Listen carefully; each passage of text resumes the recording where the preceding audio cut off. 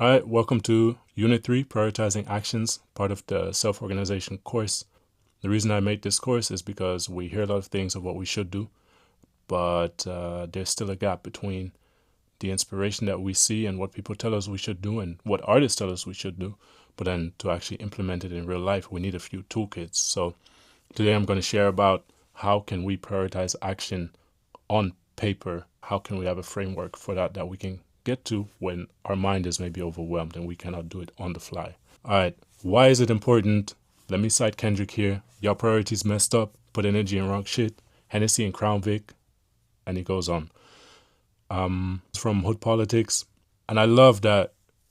I don't want to get deep here or anything, but he mentions priorities, right? Which we all know this term. It's part of like self-improvement, all of those things.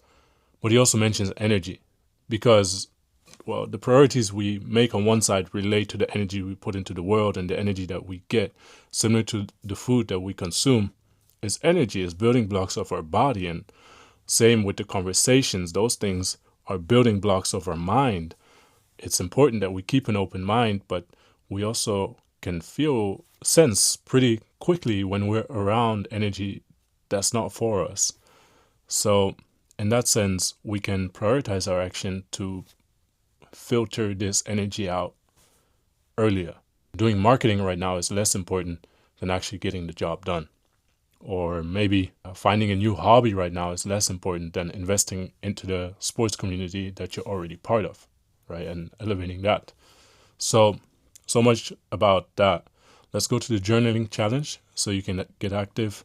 I have two questions for you. What would be good for you to deprioritize in life right now?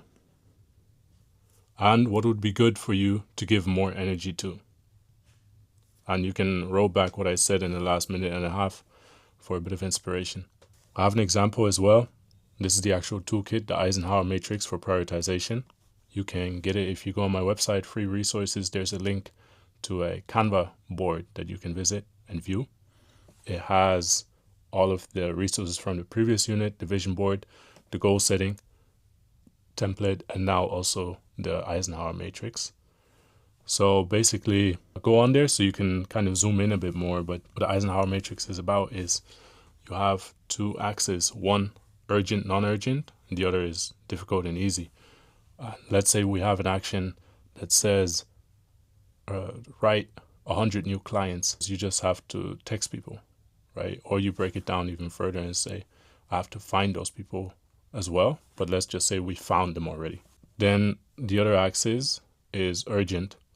Maybe it's not urgent because you have clients until 12 months ahead of time. But if we then place this item, it's in non-urgent and it's in easy.